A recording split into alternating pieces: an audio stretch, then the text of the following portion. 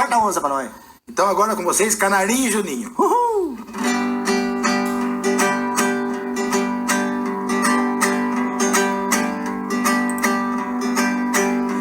Depois de 3 anos que eram casados, nasceu o filhinho que tanto sonharam.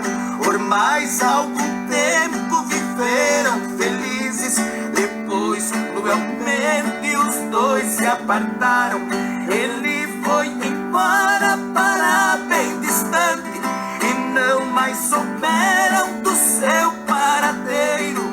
Ela ficou só com o menino, chorando a saudade do seu companheiro.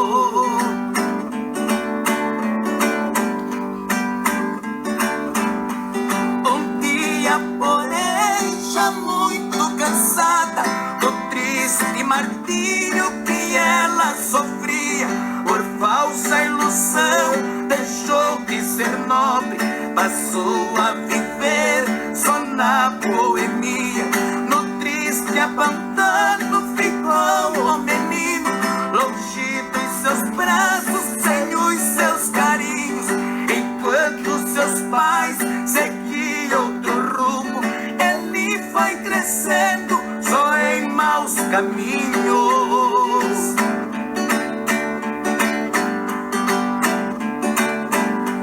E foi numa noite quando o trem noturno fez a parada naquela estação.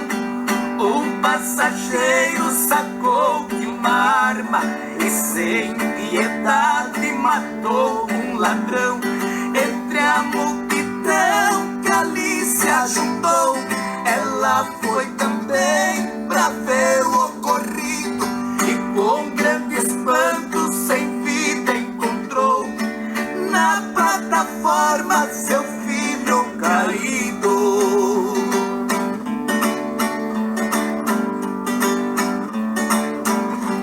Tal qual uma louca chorando e gritando, voltou os seus olhos ao criminoso.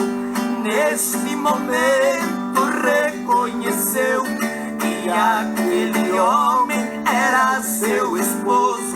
Assim é o capricho da vida enganosa que o destino exibe em cenas reais. Crianças que crescem desamparadas